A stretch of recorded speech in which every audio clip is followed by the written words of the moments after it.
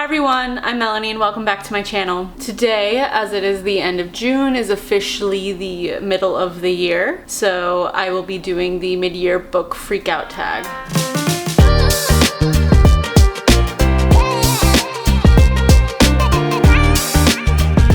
Starting with the first question, what is the best book I've read so far this year?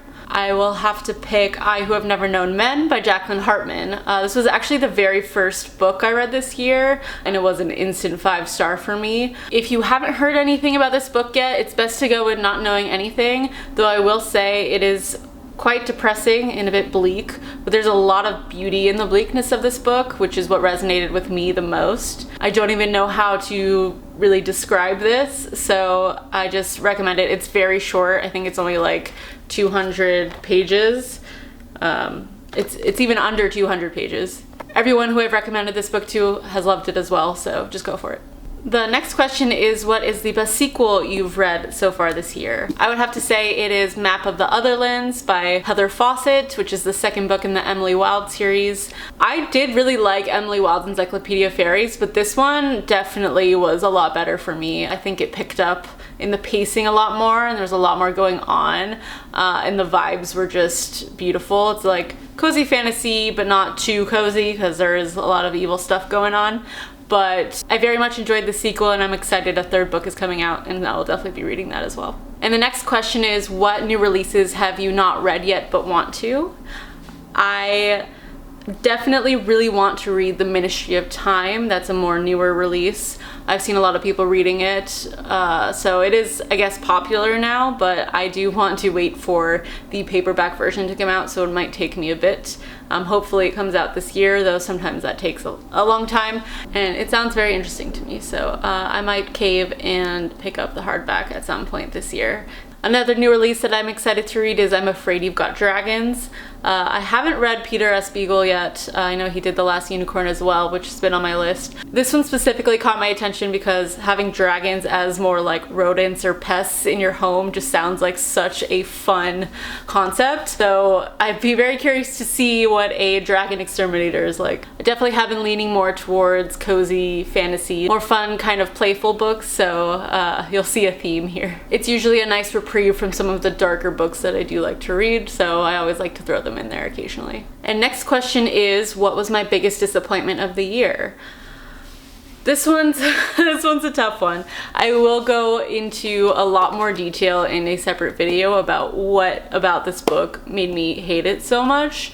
And a lot of you might agree with me, but I know there are a lot of hardcore fans of his out there, but it is Norwegian Wood by Haruki Murakami. I was very excited to finally try one of his works, and I actually, for my birthday this year, I did a book swap with my friends, and this is the book that I ended up with, so I was excited to finally try out his work, but as you can imagine, I couldn't get past the blatant misogyny and content of this book, so that didn't even let me appreciate his writing style because I just couldn't get past what this book was about and the characters.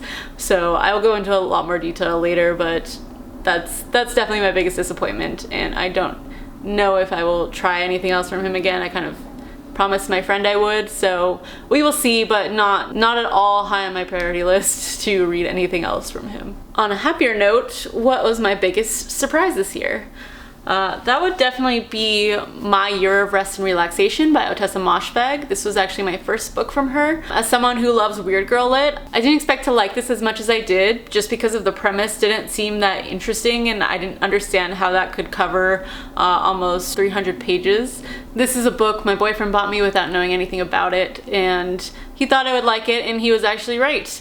So this book is a wild ride, definitely about a weird girl basically drugging herself to sleep for a year. A lot of weird, wacky things happen, and she is just such a confusing, weird character that it was just very interesting to see into her thoughts and what was going through her mind throughout this whole process.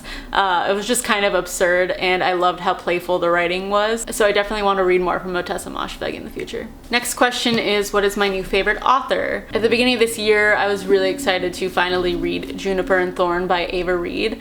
And this is very dark fairy tale-esque vibes. Set in kind of Ukrainian, Russian-inspired world. I was warned this was dark, but I wasn't expecting what was in this book, but I thought it was wild and I had a great time reading it, so I definitely wanted to pick up something else. And I also had The Study in Drowning by her as well, which this one is more YA, but also, once again, this was very gothic, dark vibes about a girl going to work on a house in the dark side of the sea and kind of uncovering the secrets of the house. I definitely think I'll be more excited for her adult novels more so than YA, but I still had a great time reading this. I also need to read The Wolf and the Woodsman, as well as Lady Macbeth is coming out soon, so I'm excited for that. Definitely more from Ava Reid to come. Hey, can you come play? And now he's going to want to sit in my lap because he always does. Oh my god. If only you guys could see what he looks like right now. Next question is, what is my newest favorite character? So I have kind of one main character and then one secondary character, smaller character that I've absolutely adored this year. So starting with the main character would be Severo from Red Rising. I read the first 3 books of Red Rising this year, and Severo is by far my favorite character from all 3 books, so I'm looking forward to potentially learning more about his story as I continue the series. I thought he was written very well, very fun, and you know, he wasn't perfect, but that's why I liked him. The other smaller character that I fell in love with this year was Poe from Map of the Otherlands. He was also in the first book, and I was so thrilled that he was in the second book because he was just so cute, and I love what he brings to the story as well. Next question is, what book made me happy so far this year? For this one, I chose Half a Soul by Olivia Atwater. This one was like a warm hug, had the very great Regency era atmosphere, as well as a very fun little romance. So it was nice to take a break from all the heavy, complicated subject matter I was reading at the time. So this one was a nice breath of fresh air. Next is, what is the most beautiful book you've bought or received this year? This one, I do get a lot of special edition book boxes, so this one was a little tough. This one stood out to me because it's not a lot going on like they sometimes do, and the naked hardcover I absolutely adore. I think it's beautiful. And that is The Tempest of Tea by Hafsa Faizal. This is the Fairy Loot edition. As you can see, there's very beautiful sprayed edges. The end papers are beautiful, but the best part is the naked hardback. Look at that. Look at the tea. It's just so pretty. I really like the red and the gold. And here's the back as well. Here's the spine. And I really just love what they did with this one. So I will be displaying this nicely once I finally read it. Next question is, what book made me cry this year? I have a couple. One was very surprising for me, and that one was Two Twisted Crowns by Rachel Gillig. It's the second book of the Shepherd King duology. I was not expecting that ending to hit me so hard.